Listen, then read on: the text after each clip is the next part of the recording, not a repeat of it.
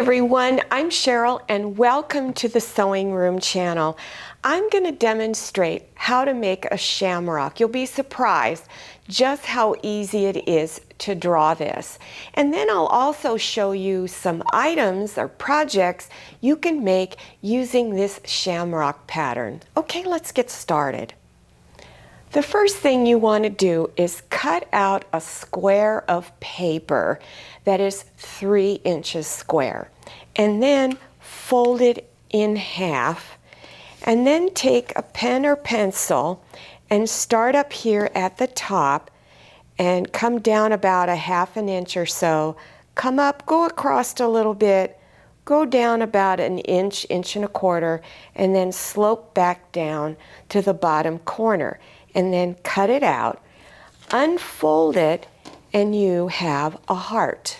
Now draw a 6-inch square, and then go halfway to the middle, which will be 3 inches, draw a line, and then again 3 inches, draw a line.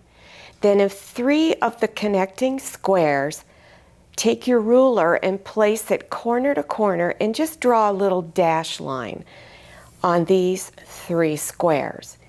Take your heart, and when the center of the heart will be lined up on the dash line, and then push it until the bottom part of the heart on the sides hits the side edges of the square, and then draw around it. So after you've drawn your heart shape in 3 of the squares, then you're just going to freehand draw. Just start, about 1/4 inch from the center point right here. Go over and just do a slight curve, and then do the same thing here. And it's roughly 3/8 or a 1/2 inch wide apart. And then cut it out. And I like to draw my shapes that I'm going to be using over and over. I will draw them onto thin cardstock because it's much easier tracing around the cardstock than it is thin paper. Now I'm going to show you some really easy steps for fusing your shamrock fabric onto other background fabric. And I'm using a product called Light Easy Steam 2. It's 2 pieces of paper with a thin layer of glue in between it, and you fuse your fabric using that glue. And on the back there are some really simple steps to follow, which I'm going to demonstrate now. Trace around your template on the grid line side of your fusible web, and then you're going to go out about 1/4 inch outside of your drawn lines and cut it out. So after you've cut it out, then flip it to the back where it's just plain paper. And then take a straight pin and just score your paper. Bend it a little bit until a corner of the paper pops up. Now you want to pull this paper off, but make sure the glue is not coming up with it. So just pull this off,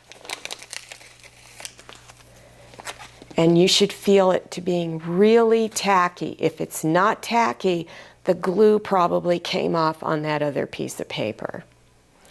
Here's the fabric that I'm using, and this is the right side of the fabric, the pretty side.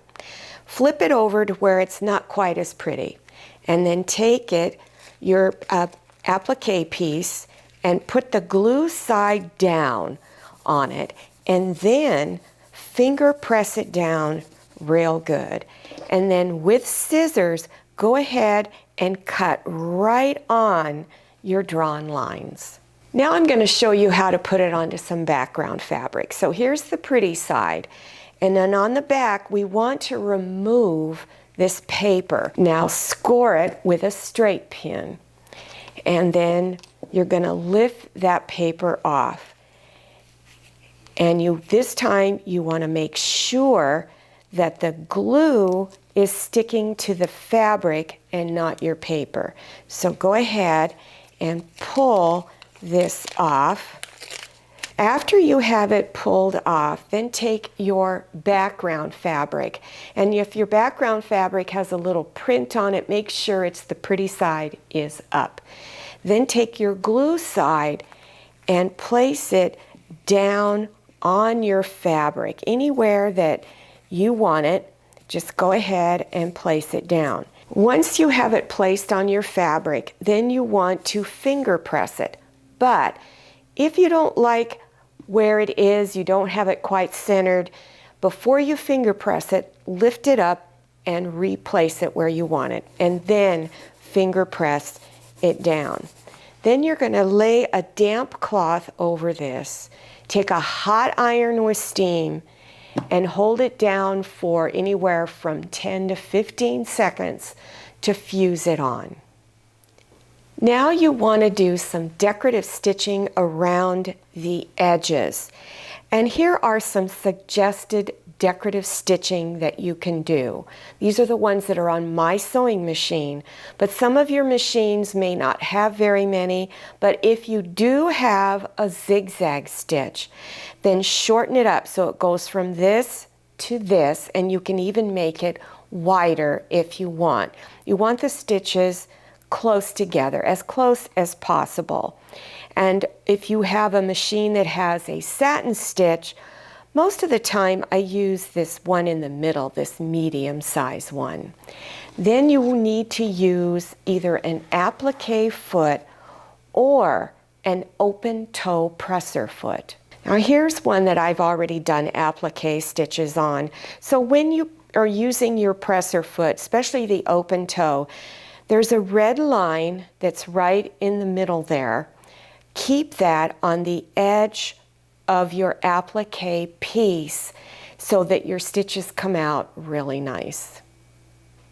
So before you complete whatever project you're making, you want to make sure that you've put this shamrock on your background fabric first and then continue making your project. Now I know this doesn't have a hanging shamrock, but this is something that I did for Valentine's Day, and I decided to use one of my Valentine projects to make this little hanging ornament with 3 hanging hearts, and I used shamrock fabric. I have a shamrock button there too. Now this is something I made many years ago. I do have a tutorial on it. It's one of my older ones. But this is a really fun door banner, or you can make a yard flag out, or a garden flag I should say. And what I did for this one is I printed out some extra large letters on my photocopier printer, cut those letters out, followed the applique process that I just demonstrated, and stitched around them to make this little welcome banner. I cut out a shamrock out of some of my fabric and then put a little button in the center. Now you can also make a bib apron. Now I used shamrock fabric on here, but you could take your shamrock applique piece that I just demonstrated on how to make and put it up here on the bib part of an apron. Also, for those of you who don't feel like you're really up to making that applique pattern, you can always cut out shamrocks from other fabric and fuse them on and stitch around them. And this is a table runner. And what I did was I kept twisting the shamrocks in different directions to get it to look like this. Now I'm going to have a link below your YouTube screen on making a basic table runner. So you can make that and then put your shamrocks going down the middle. You can, if you want to, stitch other fabric at the end, but you don't have to. This would look great without this extra fabric. Well, I hope you enjoyed this tutorial and that I've inspired you to try making your own shamrock. Now remember, there will be links down below your YouTube screen in the description section. Remember, you scroll down till you see the word more, click on it, and it will expand open. Now, don't forget to follow me on Instagram and make sure you check out my Facebook page. Thank you so much for watching. I'll see you next time, and happy sewing. If you like the Sewing Room channel, one of the best ways to show your support is to subscribe by clicking on that red subscribe button and give this video a thumbs up. And don't forget to click on share to share this video with your friends. And make sure you click on the bell so you receive notifications for all my new videos. I'm Cheryl, this is Manny, and this is Scotty. See you next time.